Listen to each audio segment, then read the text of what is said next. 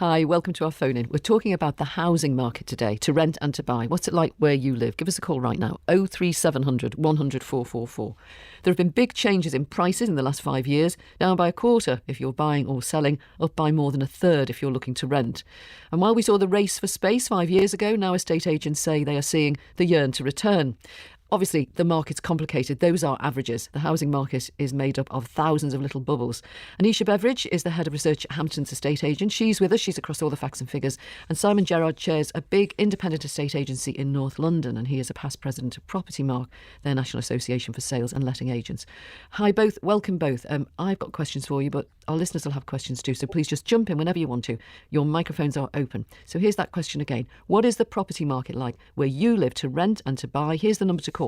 03700 100 444. 03700 100 444. We can go straight to our phone lines. We've got David Balson in Romford, Nicola Forster in Wirral, and Jane Horton in Coventry. Hi all and welcome all. So David, if we can start with you in Romford. I know that you are looking to buy.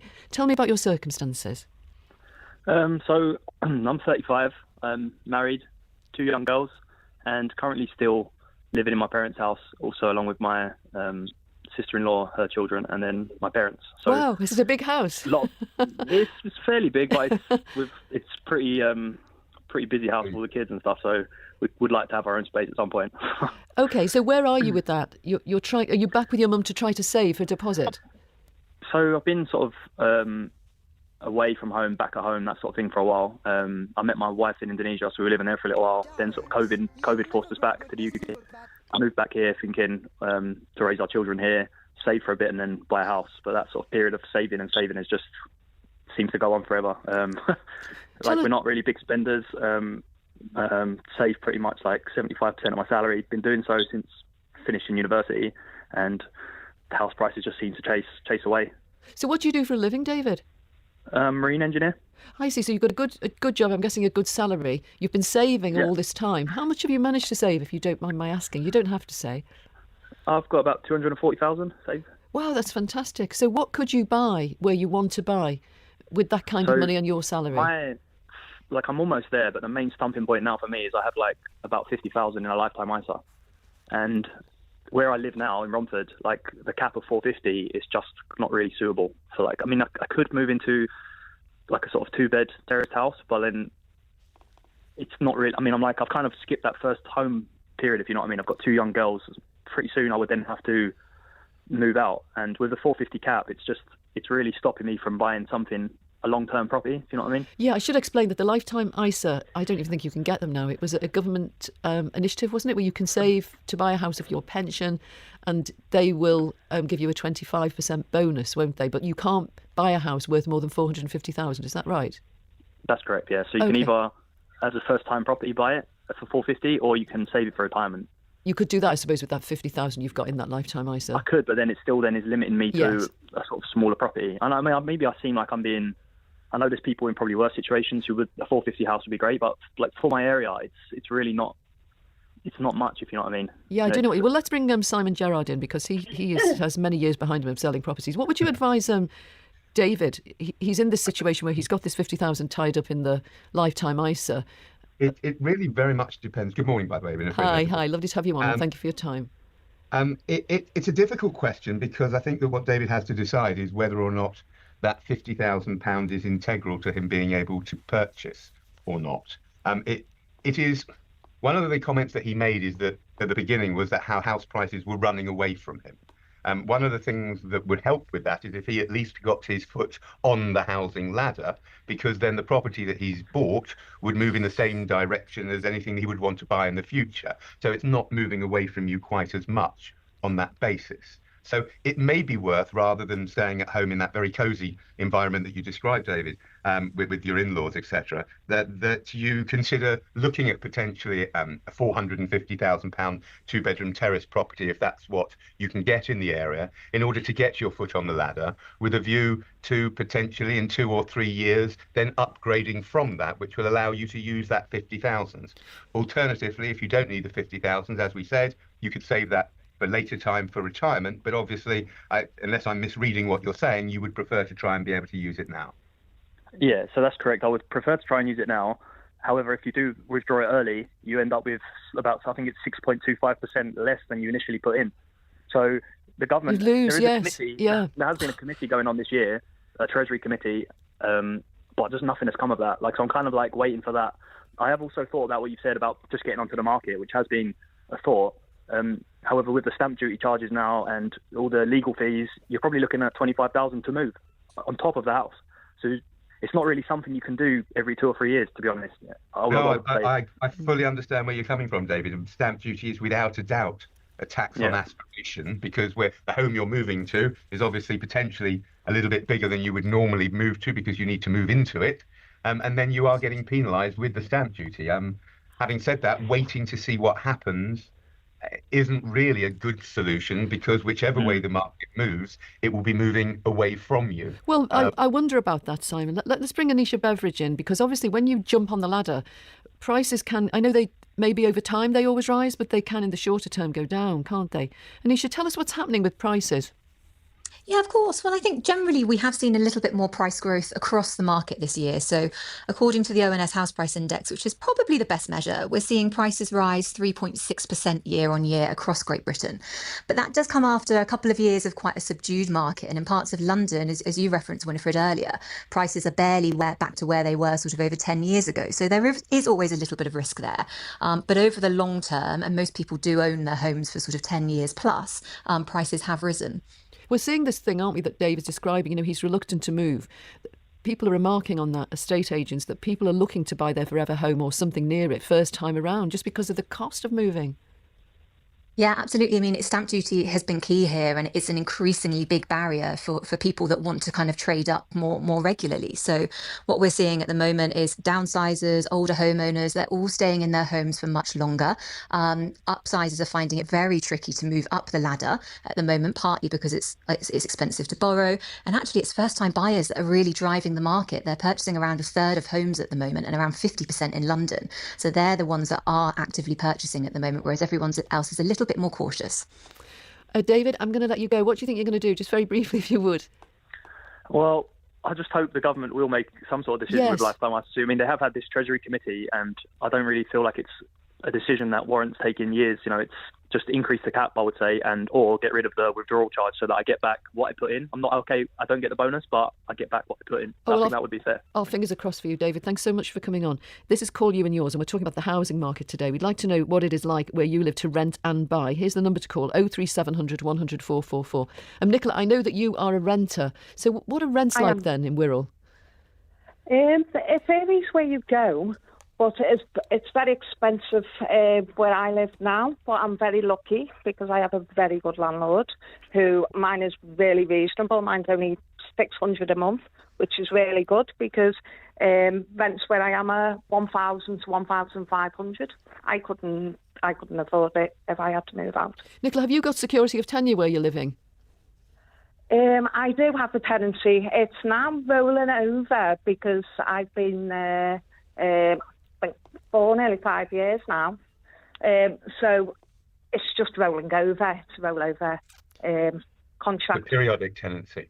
Yeah. So you could be asked to leave at any time, Nicola, even though you don't expect to because you think you've got a good landlord. I could be, yes. What would happen? I don't think. Go on. Sorry. No, go on. You don't think? I don't think he would. But they're getting of a certain age now, and I'm not too sure if they died and it went to their daughters, if they would then try and sell a house. That's more my worry. So for £600, you're renting a little house in Wirral? Yes, it's a 3-bed house. There's 3 of us in mine. Gosh, that's good. That is very good. Yes, in line with social housing, really. What would happen to you, Nicola, if you had to pay a more commercial rent? Would you be able to afford it? No. The most I could probably afford would be $750 at the most, and that's pushing it. But I know I need even 1-bed rooms are going $500-600 now in the Wirral. So I would be stuck. There'd be nowhere I could go. Yeah, we've lived through social housing. And would you get social housing? No, because I couldn't now because I'm already in somewhere. Yes, so but, if you were homeless. Hopefully, but there is a struggle there as well because there isn't enough housing for the amount of people that need the housing. So a lot of people now are being moved out of the area, or they're being placed in hostels and things like that. And I have a younger daughter, which I would not want her to go into a hostel. No, that would be horrible. And Anisha Beveridge, tell us what's happened with rents, because we've lived through an extraordinary time, haven't we, where rents are concerned? We've just gone up and up and up Yeah, and up. we have. Sorry, Anisha. Yeah, we've seen very strong rental growth over the last couple of years. So, and a lot of that kind of came in 2022, 2023 time, where kind of year-on-year rental increases of plus 10% weren't abnormal. In fact, they were the norm. There is a little bit of good news on the way for tenants, actually, and that's that rents are starting to fall across the country, but only very slightly. So some of that affordability is getting a little bit better for tenants, but it's still very, very tricky for people. Simon Gerrard, what comes out in the figures is that rents might have fallen a little bit if it's a new tenancy. But if you've got an ongoing tenancy, the landlord is likely still to be putting your rent up, which does seem a bit mean, doesn't it? Well, I mean, the problem really, I mean, I don't actually agree. I hear what you're saying about those figures, but as far as the major cities are concerned, London, Liverpool, Manchester, etc., I don't think on average rents are going down. We have a situation where we still have probably 20 people to every property that we're trying to let. Wow, that's in North London. That's it. Yeah, that's in North London, Gosh. but it is across London. And part of the reason for that is that the majority of landlords are not corporate landlords. They're people who own 1 to 3 properties and let them out. And unfortunately, successive governments have tried to penalise them and put them under a situation where it's not affordable for them to keep, and they're better off to sell and invest elsewhere. That, coupled with the Renters' Rights Bill, which is scaring a lot of small landlords. I don't necessarily think it should, because there are a lot of good things in the Renters' Rights Bill. Having said that, there are a lot of things that have been overlooked and are being rushed through, which will be detrimental, in fact, for tenants and push rents up considerably. The biggest one of those is obviously supply, which there is a dearth of. The reason that rents have levelled is because people cannot afford the rent at that level and are moving home to save for a bit, or moving out of London. Yeah, it's that situation. And moving further away from where they're working, regardless of whether that be in London or anywhere in the country. Okay. So I don't think it is good news, because I don't think rents are coming down. I think we will see an incredible increase after the Renters' Rights Bill, and also a large number of landlords selling their properties, which will mean that there's even less supply. I'm sure we'll talk about this later on in the programme. Nicola, thanks so much for getting in touch, and I hope it all works out for you and that you manage to keep renting your below-market rent house. Thank you so much for that. Jane Horton in Coventry is trying to sell. So, Jane, tell us about your situation. So my husband and I are both in our early 60s. We've both always been homeowners. We've previously been married before. And I bought an apartment when I separated from my partner 6 years ago in a beautiful listed building in Coventry, with knowing full well that hoping that I would only be here for a few years. And now 6 years on, I am trying to sell it, and now that I've remarried. And it's not a case of, just wanting to so we can get a nice home together. It's a case of having to. We have no other choice, because everything has gone up so much that we both lost our jobs in COVID. Oh, I'm sorry. My husband's a musician. I worked abroad, and we were instantly, the work just died overnight. And because of our ages, we haven't been able to pick back up where we left off. So our incomes have just dived to probably about 25% of what they used to be. And we just can't afford to stay here. We've had to drop down to an interest-only mortgage. Our only hope, my husband's applied for his foreign birth registration, having Irish grandparents, which we are hoping is going to give us a European passport now, and we intend to move to Spain. It's the only way that we can have any quality of life on the money we now have coming in, and our future pensions, which are virtually just state pensions. But so, Jane, you're trying to sell an apartment in Coventry, is that right? An apartment? Yeah. Okay. But it's been on for 10 weeks now. We've had one viewing. What about the price? Do you think maybe it's overpriced, Jane? We have dropped the price, and I know an ourselves in a house because you've got the leasehold and then you've got the service charges. But we really thought an investor, because there's 18 apartments and I think 15 of them are owned by investors, and they get a very nice steady flow of, because we're close to a hospital and university, they're very easily rentable. But I think because of the new changes in the law, I don't think investors are so willing to take on new properties now. Yeah, So we're kind of stuck. Let's see what Simon thinks. Simon, I'll ask you to be brief if you would, just because what happens now, we've got loads of callers waiting to come on. But no problem. This business of how you price a property, talk to Jane about that, because you see it, don't you? If you browse property websites, reduced. Well, pricing is probably the most important thing when selling your home. And it's a very difficult one for people generally who are selling their home, because you always think that yours is the nicest home and worth more than anybody else's.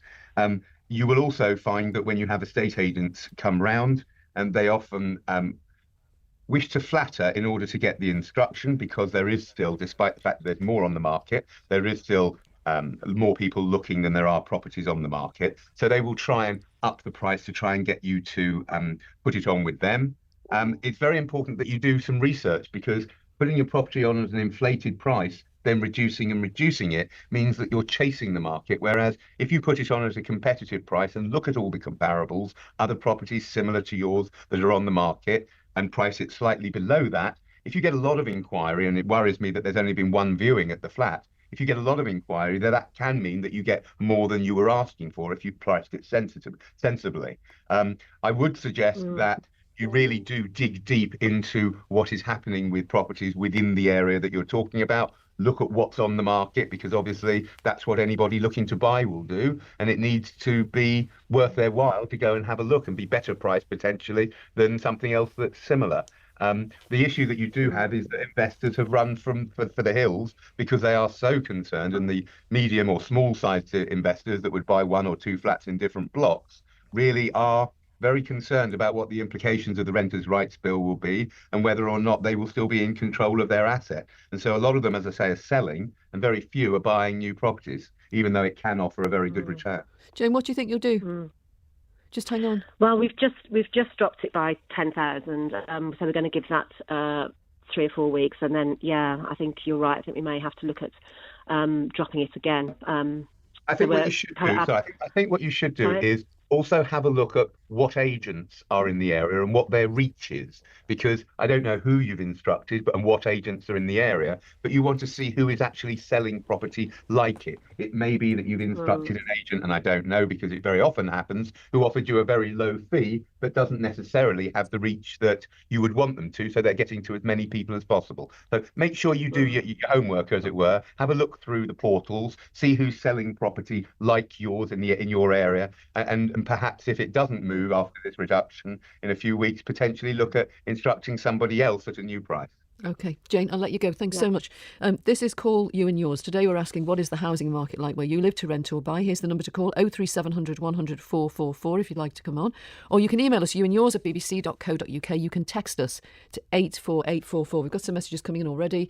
A couple about price drops. Anna Wolfenden, I bought a rural house and moved just after the pandemic. Tried to sell 3 times because my health and life circumstances have changed. The agent tells me my house value has dropped by 30,000 since I bought. That is a 10% drop. The housing market is flat where I live in East Anglia. I'm now waiting till spring in the hope that the market will be more buoyant then. With the rise in bills, I have to sell. I can't afford to live here any longer. And this one from John Blackman. He says, I live in Bournemouth, bought my flat for £290,000 8 years ago now valued at £265,000. And the same is true all over Bournemouth. I mean, so many questions for our experts, aren't there? Anisha, flats versus houses, that is another story, isn't it? Yeah, absolutely. I mean, flat values have really struggled over particularly the last 5 years, but stemming back a little bit longer. And it's become very tricky. Some people are having to sell those properties at a loss, particularly in London. There are a number of issues that flat owners can be facing: high service charges, issues with the lease, and of course, cladding issues as well. So it's been tricky, but I think parts of that market are starting to get a little bit better in some places. So hopefully a little bit of improvement there. Okay, lovely. Just while we were talking, Marion Island has messaged, it's a message for our first caller, David Romford, who has that lifetime ISA. She says, buy somewhere with potential under the maximum so you can use your lifetime ISA and then extend it into your forever home. That's great advice. Thank you. We're talking about landlords, and we've got a couple of landlords on the line waiting to talk to us. Mark Jones in Wellingborough, which is in Northamptonshire, and Simon Mallet, who is in Sandwich in Kent. They're both buy-to-let landlords, as I say. So, Mark, tell us about you then. How many properties have you got? I've got one. I did have 2 properties, and I got into it as a for my pension, really. Yeah, a lot of people did, didn't they? A lot of people did. Yeah, it was a thing. Ago. Yeah. How many years ago would you say? When did you start? Oh, about 15 years ago. Okay. I saved up and managed to get one, and then obviously used the value in that to get a second one. I've only ever had 2. Okay, and you're now down to 1. How has it worked out for you? It's been difficult. It's hard to make a return on it, even though people talk about the rents going up and up, and that is happening. But if you want to be a good landlord, and I've been lucky that I've got a long-term tenant in one of my properties, so I don't really put the rent up very much. But in the one that I sold, then the tenant wanted things all the time. If they chipped a little bit of paint off something, they would want a painter to go round. But Mark, when you're a tenant, you're living in this place, aren't you, as a tenant? And obviously, year on year, the quality of it goes down a bit as the paint chips off, and your rent goes up. And you feel a bit sick about that, and then you're scared of asking for anything to be repaired in case they ask you to leave.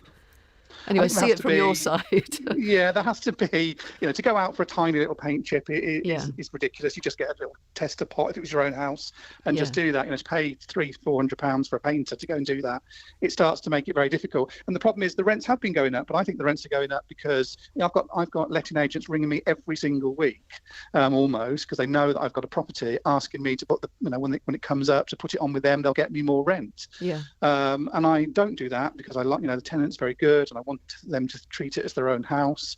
But it's very difficult, and I am going to get rid of my last property as soon as the tenants decide to leave. I'm not going to get rid of them, but when they decide to come out, then I will sell it and come out of that market. Maybe you're too kind to be a landlord. Well, I don't know, but maybe. But I am worried about the bill coming out next year. I don't mind. I have no problem with this no fault. I would never kick somebody out, for asking for, a proper repair. If the heating stops working, the water stops working, of course, they should be sent out straight away to repair it. But I have a problem that if they stop paying the rent, because I've got a mortgage on that property myself, then I'm going to be left in a dire situation, and I'm concerned about that. So after all these years, I will get out the market, which means there is less property for renters, and the rent will just keep going up and up because supply will just disappear. You can see that happening already. Simon, tell us about your situation. Well, I think I can echo just about every caller you had so far in certain terms. I started renting back about 25 years ago, got to a peak of 4 properties. Now down to 2. One is just at the point of being sold. I've got all the various documents and everything is going through, waiting for exchange. The last property, it's as your previous caller has said, some very good tenants who, as far as I'm concerned, it's their home. I might own the house, but it's their home. So they've got it until I go. And I think that's the main worry they should have, is that when I pop my clogs, it will almost certainly be sold because there's inheritance tax and all of that. Yeah, and our caller Nicola on the Wirral, that would be her worry as well. What will happen when a really good landlord dies. I guess what the government has been trying to do for some time, starting with George Osborne, isn't it, is to discourage people like you and Mark. I suppose they would call you, you're the very small scale amateur landlords. That's what they call you, don't they? Amateur totally. Landlords, yeah. Yes. To discourage you from doing what you have done. And I guess... But we are the majority. We offer the majority of properties. You would have sold eventually anyway, wouldn't you, because of your ages? I mean, if it's... Or not, did you think that the rent would be your pensions? I don't know, Mark. Would you... I would have kept it, and the rent would have been my pension. I wouldn't have sold them. Okay. No. And Simon, would you always have sold or not? I think the same. I would have stuck with them, but with the change in taxation, whereby mortgages, you can't offset against mortgages, you can't offset against this, that and the other, and the Renters' Rights Bill coming in, and an experienced, very, very good friend of mine had dabbled in buy-to-let. She had a tenant, paid rent for 6 months, then decided just not to pay.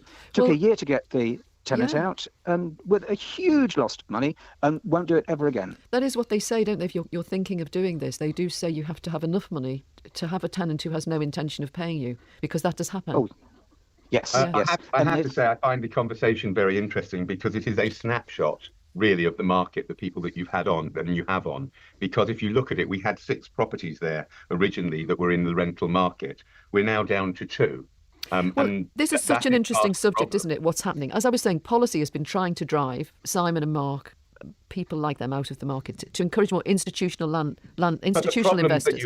But the problems that you have, Winifred, is whenever you see the news about this property that has a terrible damp problem that hasn't been dealt with, or that the windows are falling out here, they're generally housing association and large organisations. People like your callers here are much more considerate landlords generally, because yes, it's a business for them, but as the gentlemen that we've just heard from have said, having good tenants, and they've both been very lucky that they've had good tenants, you want to keep them and keep them there. A lot of the no-fault evictions have been as a result of situations like Simon's lady friend, I don't mean it that way, found herself in, where she had someone who was stuck there for a year not paying rent, and as a result of which probably had to sell the property afterwards because it wasn't giving her an income. There's been a lot said about tenants and very little said about looking after good landlords that are so vital to the market. Can I bring Anisha Beveridge in? Can you nail this for us, Anisha? What is happening with the amount of property that there is available to rent? Because on the one hand, it is clear that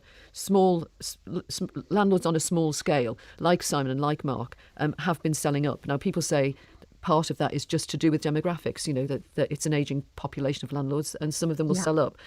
On the other hand, Rightmove said in April that they had 11% more property on the platform than they had a year ago. The year before, they had 18% more property on to rent. So we keep hearing this, there won't be enough property and people are selling. They obviously are selling. But it feels like what governments have wanted to do is happening, that these smaller landlords are leaving the market and bigger institutional investors are going into housing.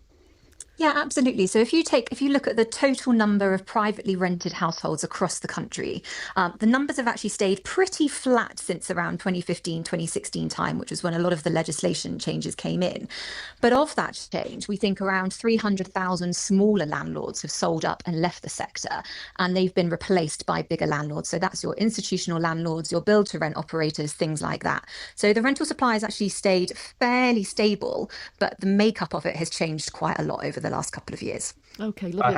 I have to say that as far as I'm concerned, in London or in northwest London, here at Martin Gerrard Estate Agents, we're not finding that at all, Anisha. I guess London's different, isn't it? It's a different market. London's quite different. The amount of stock that has gone down, we deal with build to rent, and we deal with a lot of that, but we're also we're also aware of what's available in our area. And there has been a 25% reduction in the number of properties over the last 4 years that are available within our area to let. And that includes the whole market. That's so interesting. Thank you, Simon and Anisha, and thanks to Simon Mallet and Mark Jones.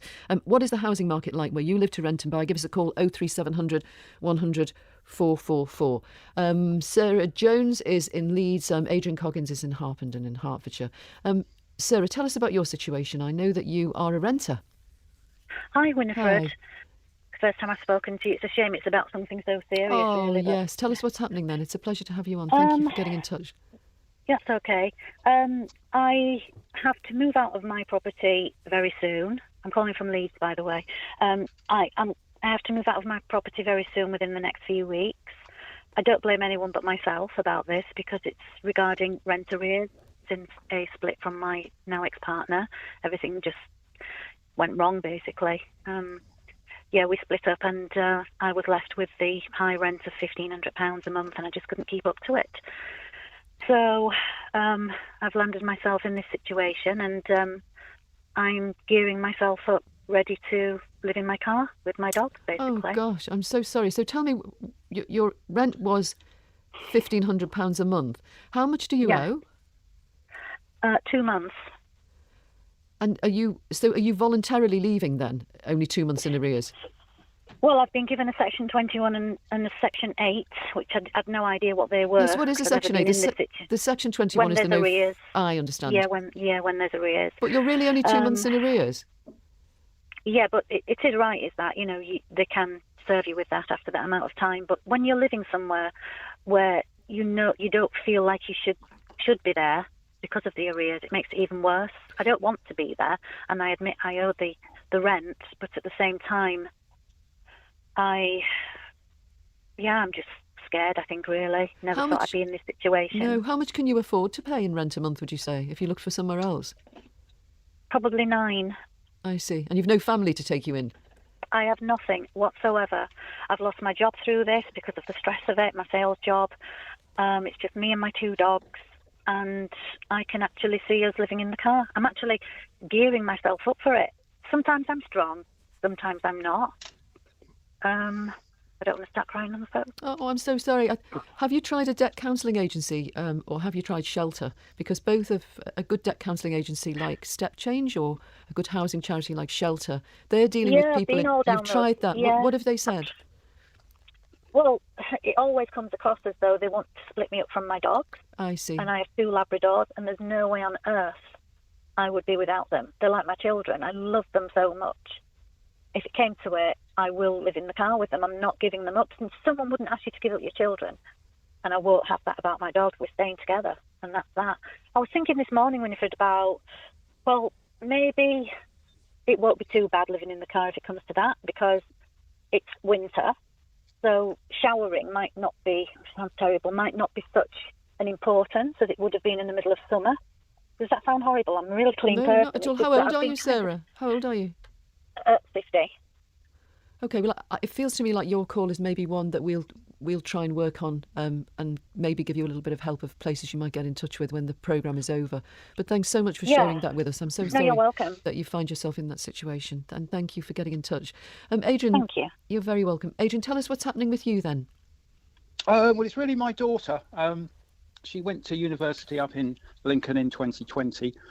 It was her second degree, so she was around about the age of 20.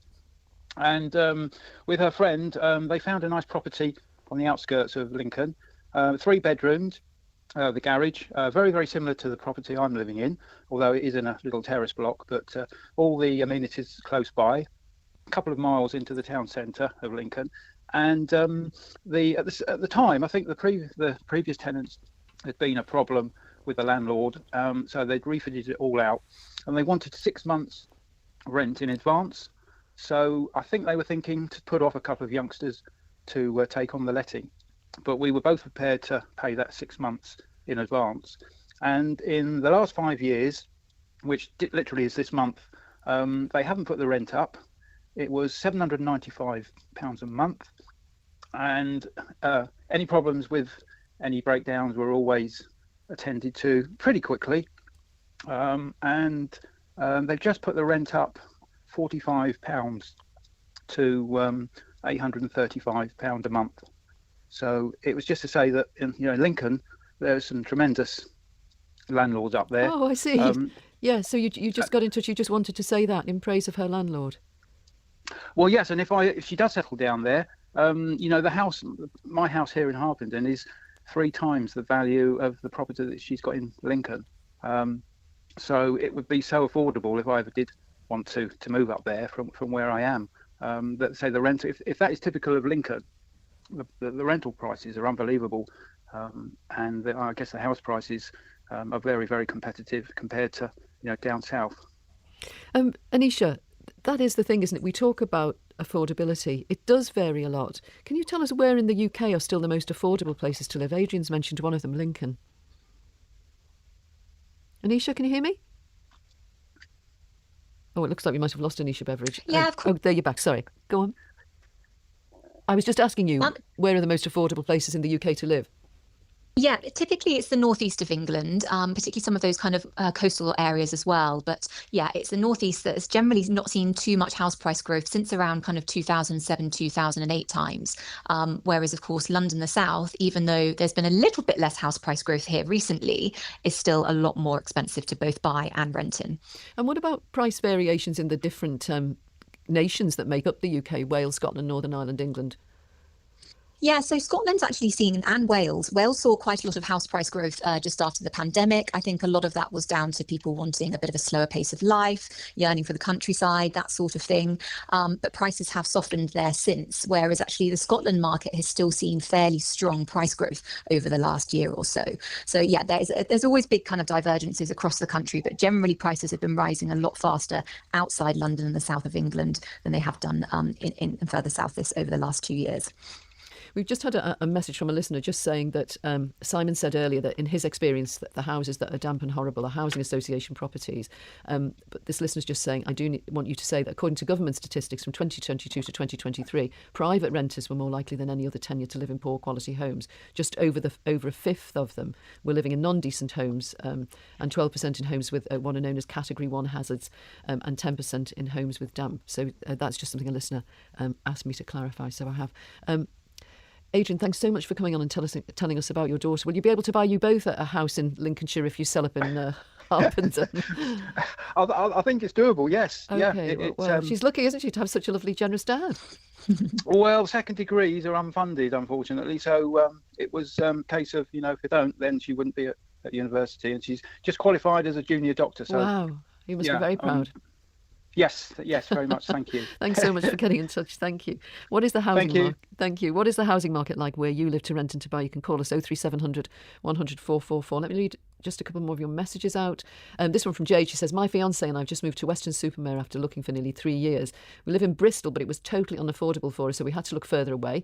We've sacrificed being closer to it to get a bigger home. His parents were able to help him increase his budget because we could not afford to get a house big enough to start a family where we were. He also has had numerous offers turned down when we were offering the asking or even over the asking price, and when he was a cash buyer. Let's go back to our callers. Rebecca Morris is in Knutsford. Rebecca, tell us about your situation. Hiya. I live in Knutsford in a rented house that's actually owned by HS2. It was one of the houses that was going to be knocked down for the line, but then obviously that leg of the line was scrapped, and so now they're just our landlord. And it's a really nice house, but it's quite expensive compared to what we were living in before in South Cheshire. We moved up there for a job that I had in Manchester, but since that job I've started a PhD in York, and because of the renting market just all over the country, despite our rent in Knutsford already seeming high, we can't afford to move, and so I commute to York and very luckily stay with a friend for 1 or 2 nights a week. What are you paying to live in this nice house that you're renting in Knutsford? Knutsford is a beautiful little town, isn't it? Gorgeous. Yeah, it is a nice little town, but the housing prices are just hilarious. We pay $13.50, and that's cheap. You're not going to get much change from that for a standard, 2-bedroom house around there. What's happened, Simon Gerard, briefly if you would, with this race for space thing? Rebecca, I mean, that is a huge commute, isn't it, to York? Lots of people bought further away, didn't they, Simon, at the time of the pandemic, and are reported to be looking to move back? Yes, I mean, it was very much a case that people were looking at quality of life. It's also one of the reasons why flats, especially in London, have been hit hardest price-wise, because outside space comes at a premium. So having your own outside space ever since the pandemic has been something very high on most people's lists. It is a difficult question, though. Where is it going to go? Because I don't see property prices long-term coming down.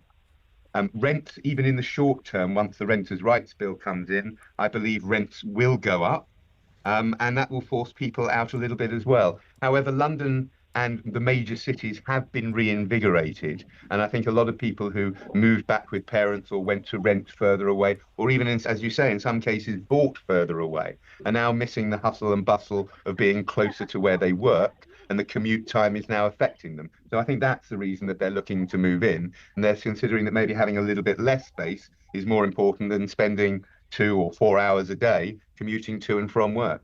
Now that working from home is reducing, I would say, generally across businesses. Rebecca, what are your long-term plans for housing, or do you not have any? Do you see yourself renting forever? To be honest, probably. We've not been able to save for a mortgage. We've been renting for 11 years in 2 different places. And because I'm a PhD student, afterwards I'll be looking at postdocs and stuff, and those kinds of academic positions mean short contracts and probably lots of moving, and so rent seems the only viable option. And alternative to that would be to move country. We're quite keen on moving further, more rural. We're from Liverpool, me and my partner. Grew up with not so much space, and we just want more space and more outdoor relationships, I suppose. Yes, an outdoor kind of life, yeah. An outdoor kind of life, yeah. We're both very outdoorsy people. I'm doing my PhD in human nature relationships, and my partner's a tree surgeon, so we're very outdoorsy people. So if we don't move out of the UK, then it'll probably be to Wales or Scotland for the affordability and the outdoor lifestyle. Oh, well, very good luck to you. Thank you. Thanks for coming on. We've got another couple of callers now. We've got Matthew Rooney, who is in Glasgow, and also Max Ashley Collins. Are you both trying to sell? Tell me what you're doing, Matthew. We have a flat, my wife and I, and we are trying to sell the flat to get some space out now, some outdoor space. But in Scotland they do like offers over. Yes. So you get the home report value, then it's a kind of gamble how much you would go, how much percentage wise you go offers over, which is normally about 10%. So if you're buying a property for 200,000, that's 220,000. So that's an extra 20,000 you have to buy now over and above what the home report says. So I just can't get my head around how that's fair. So is there interest in your flat? Are you able to sell it? Yeah, I would imagine I could sell it. But again, your other guest that's on the programme is just what price is people are prepared to pay for a flat now that everybody wants to, or seems to want, more outdoor space. They want to have that outdoor space where they can just relax, and after a crazy week at work you can get, and that's what we're looking for. So obviously that outdoor space has spiked everything, but I just can't get my head. I don't know if you have that in England and Wales where you have the offers over the home report value. No, we don't. See, but then your offer's more secure in Scotland, isn't it? Because in England and Wales and Northern Ireland, someone can offer on your house, take you right to the brink of exchanging, and then change their mind. That wouldn't happen to you. Yeah, that's right. You can't. You can't gazump in Scotland, but it's just. But then you could. If you're paying 20,000, or if you go 10%, that's 20,000. If you go 20% over the home report value, that's £40,000. But then we're selling a flat, but we would still need to get a mortgage. And then because of our age, it's a limited amount of time I think you can take the mortgage out for. So it just seems to be like all against us at this point, where it's a kind of gamble how much you pay over and above the home report value, which is horrible, crazy, very uncertain. Yeah, very. And then uncertain. you don't want to offer too much because you don't want to overspend, and then you're having to take that mortgage out, and it's a gamble whether you have the amount of money that the Bank or Building Society will give you over and above the home report value, because you're paying more than they're saying that the value of the house is worth. Well, Matthew, very best of luck to you, and I hope it works out for you. It's a huge decision, isn't it? The biggest decision of your life, what you will pay for your home and where it will be and so on, if you're lucky enough to be able to buy. And Max, tell us what's happening with you. You are also trying to sell. You're trying to sell a 4-bedroom house. Yes, so we're trying to sell in quite a supposedly desirable area. We've been told that our house is one of the houses that should be easy to sell. We put it on the market 2 weeks ago, and we've only had 2 viewings. One of those was someone who wanted a house on the other side of town, and obviously our house can't be moved. The other of which, the viewer spent about 6 minutes in the house and decided it wasn't for them, which is absolutely their prerogative and completely fine. But you're kind of told something by an estate agent that it to almost get them through the door, to get us through the door and get the property on with them, and then it doesn't quite materialise that what we're hoping for is what they're after. So how long is it since you have sold a house, Max? How many years ago since you were in this situation? So interestingly enough, we bought our house 3 years ago, and I had a conversation with our estate agent, and our house, when we bought it, was on the market for 8 weeks, had 52 viewings in that 8 weeks, and sold to us subsequently. So it's a desirable area, and obviously the market has changed somewhat in 3 years, but it's a completely different market, seemingly, to where we were then. Are you asking much more than you paid for it? In line with what we're locally surrounded by, nothing over and above. It's certainly not the most expensive on the market. It's averagely pitched in terms of where it is, and the kind of facilities and what it's got surrounding it. I have to be honest with you, listening to what you're saying. Simon, we've got only a few seconds left. Okay, I will be very quickly. Homework. It is vital that you don't over-flatter your property, and I would suggest that the price it's on at the moment, if it's gone on in September and in the first 2 weeks you've only had 2 viewings, I would suggest it may be priced a little bit higher than it should be, because you should be getting viewings. I must end it there. I'm so sorry, we're almost out of time. Thanks, Simon. Gerard, thanks to Anisha Beveridge for being our expert guest today. Thank you everyone who called in. Just before we go, I do want to say lots of messages in about Sarah, the lady with nowhere to live and 2 dogs, and we will be getting in touch with her and trying to